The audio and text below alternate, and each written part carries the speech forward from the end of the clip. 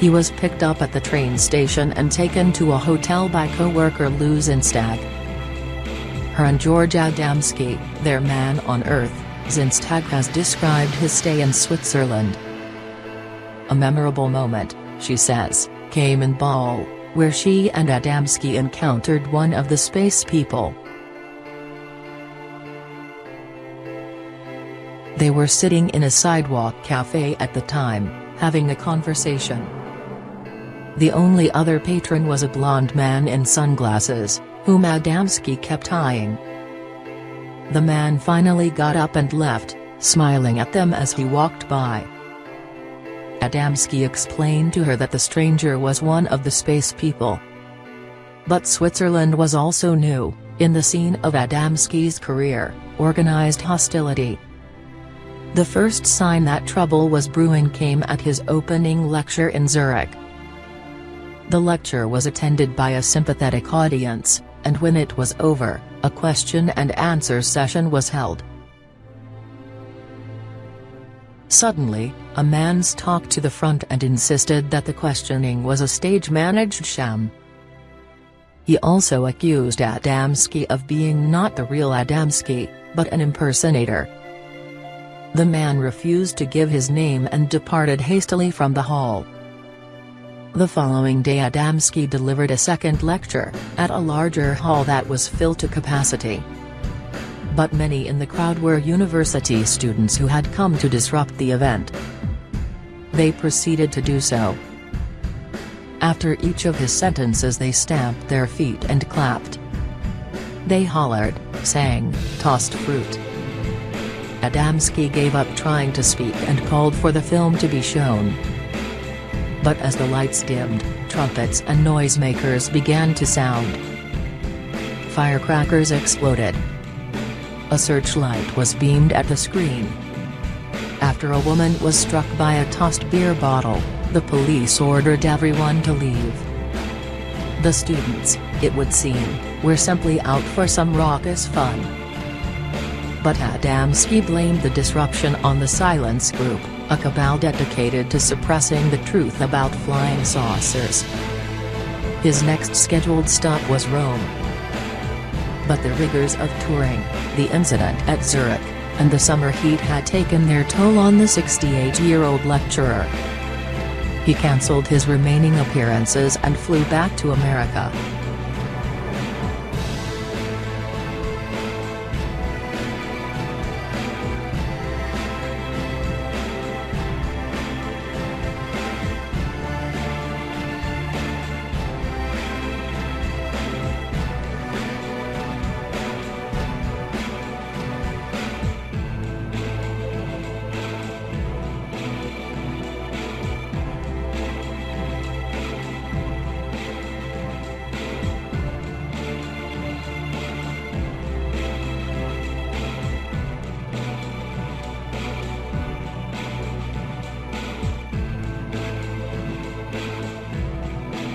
Zinstag describes his departure from the airport. While standing in a queue, he suddenly took me in his arms and gave me a huge kiss. I have seldom been so astonished in my life, of a kiss, I mean. She was one of those wonderful men and women dedicated to spreading the word about the space people, and their man on Earth was appreciative.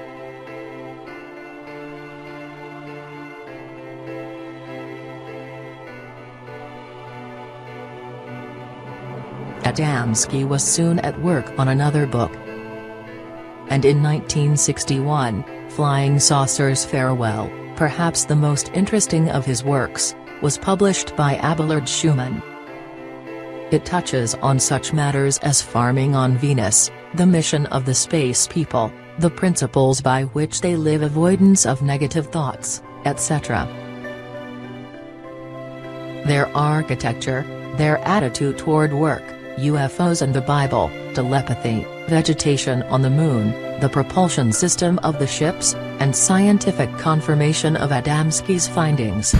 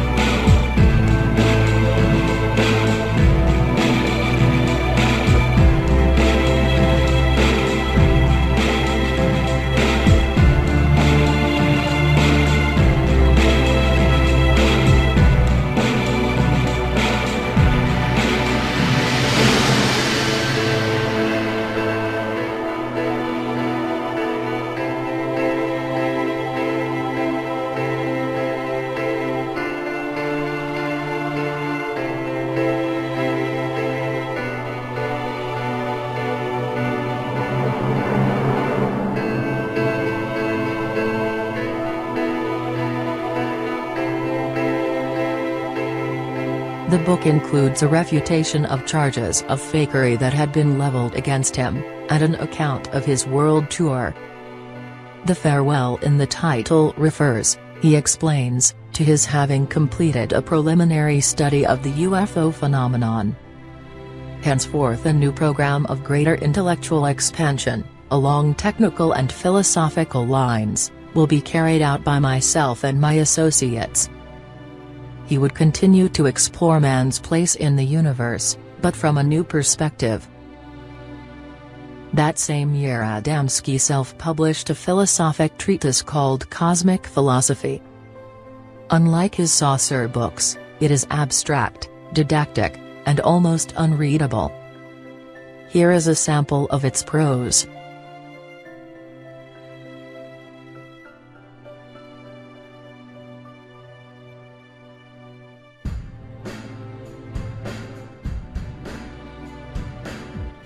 The main idea of the book seems to be that the ego must be transcended, allowing the mind to vanish into the illumined vastness of cosmic intelligence.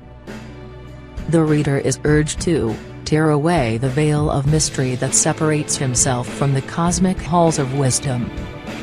For some 87 pages, Adamski expounds, or blathers, in this high-minded fashion. Toward the end, Firkin appears and relates a parable.